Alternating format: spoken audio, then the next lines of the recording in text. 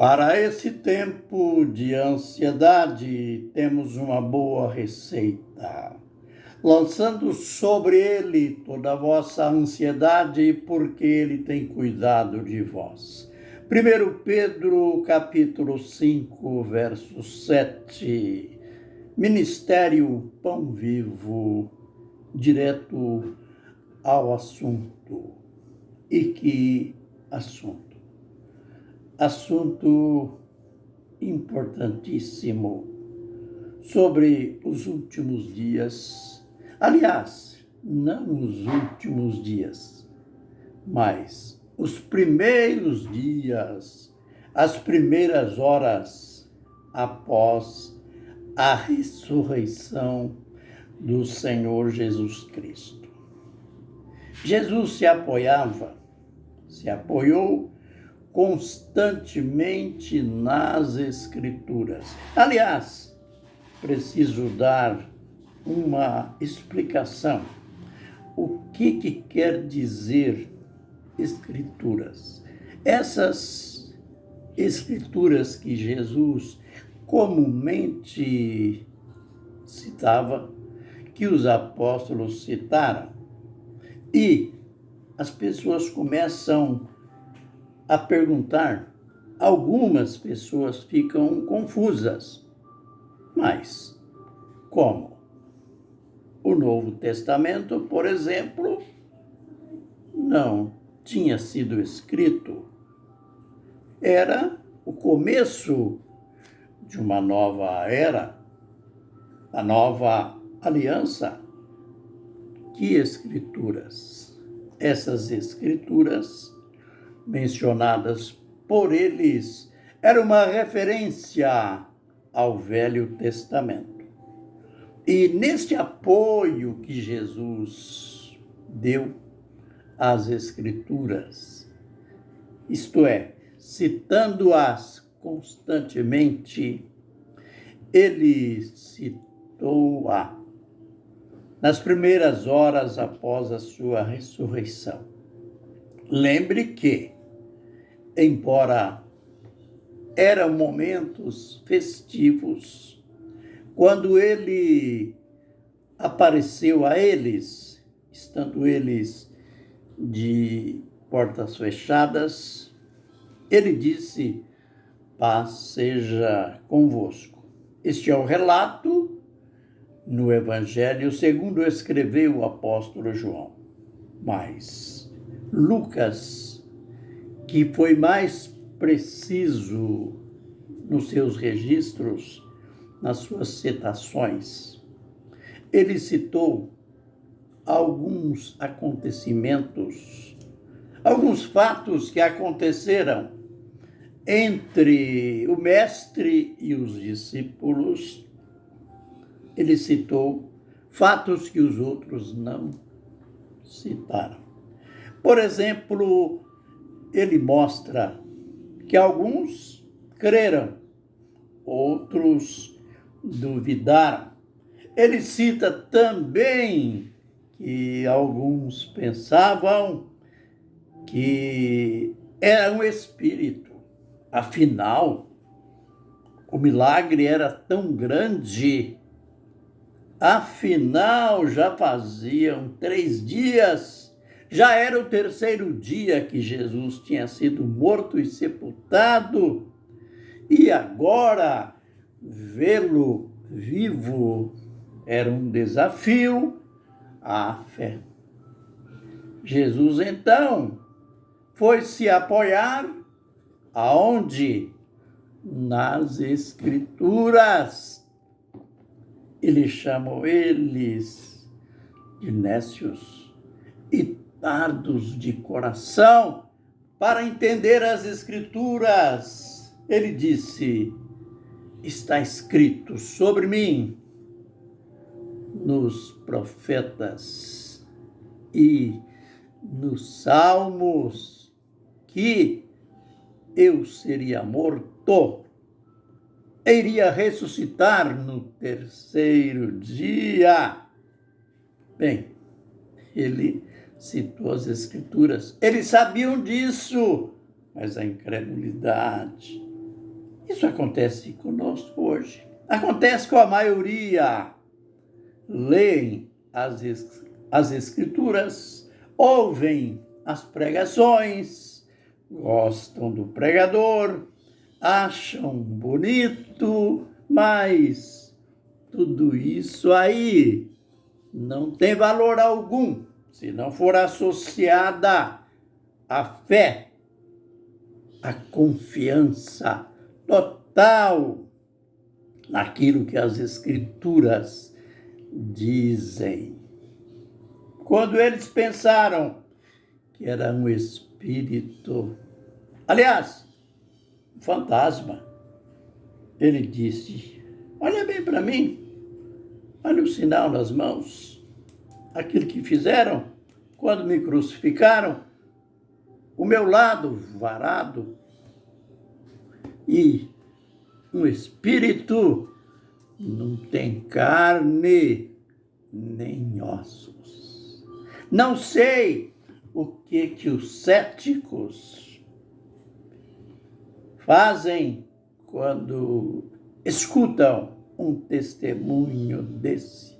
Mas, em realidade, Jesus não estava muito interessado em provar para céticos. Ele estava interessado em provar para os discípulos dele. Mas provas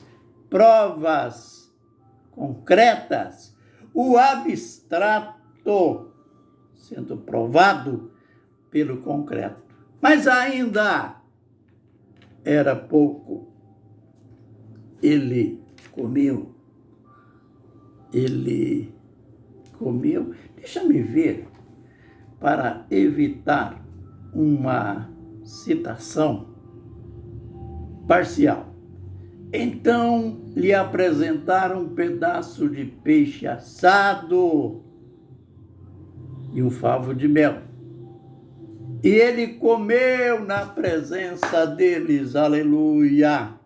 Então, não tem como negar a ressurreição. Provado, ressuscitou mesmo, apareceu, falou, exortou e ainda comeu na presença deles. Aleluia. Mas o mais importante vem depois. É essa partícula do após-ressurreição que a gente vai tirar lições, que a gente vai tirar também lamentações. Você sabe, nós vivemos em um tempo que se fala em corrupção. Corrupção no governo, nos governos, corrupções na área política, mas infelizmente a corrupção entrou também na igreja. E não vai pensar que a igreja se tornou corrupta agora. Não. A corrupção vem desde a era pós-apostólica, ou seja, pouco tempo após. Na Escritura, ao fazerem cópias do Novo Testamento, cujas escritas foram em grego, veio o tempo, veio o momento em que determinados segmentos religiosos forçaram textos da Bíblia, forçaram palavras, isto é, mudaram palavras de Jesus. Coisas que Jesus não falou. Esses escribas falaram, alguns fizeram isso porque eles mesmos eram irreverentes. Eles não eram como aqueles escribas das Escrituras, aqueles escribas do Velho Testamento, cuja escrita, o Velho Testamento foi escrito em hebraico. Aqueles escribas eram exímios, dedicados, caprichosos, mas os do Novo Testamento tinha a corrupção deles e, infelizmente, a corrupção já de certos segmentos chamados igrejas que nem mereciam este nome.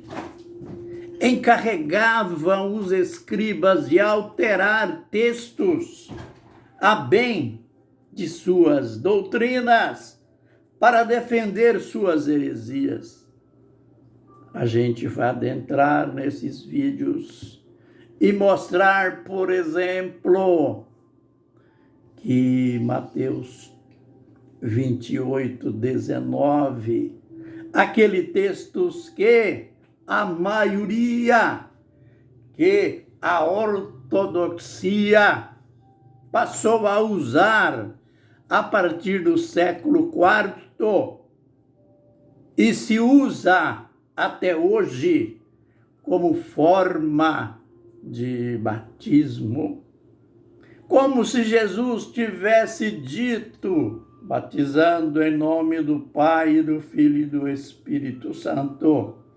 Jesus nunca disse isso, até porque não combinam, ou não combina com o que ele havia dito antes, pois ele estava chegando lá do Pai, cheio de vida, cheio de autoridade. Ele disse: toda autoridade foi me dada no céu e na terra. Veja, ele chega e diz que toda autoridade foi dada a ele no céu e na terra. E ia mandar alguém batizar, a igreja batizar no nome de outros 3. Isso só cabe na cabeça, na mente de incautos, de desinformados.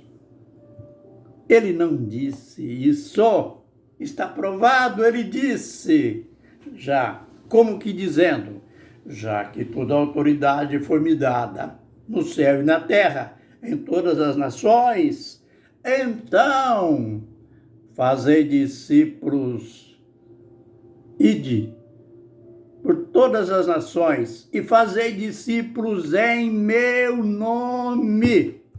Ele nem disse nada aqui sobre batismo. A gente vai ver. A história é longa e é bom saber por quanto tempo você já foi enganado. Você vai ver por que há essa diferença. Mateus 28:19, batizando em nome do Pai, do Filho e do Espírito Santo. E Pedro, no dia de Pentecoste, começou e continuaram batizando em nome de Jesus. E depois, Paulo ainda escreve aos Colossenses, capítulo 3, verso 17.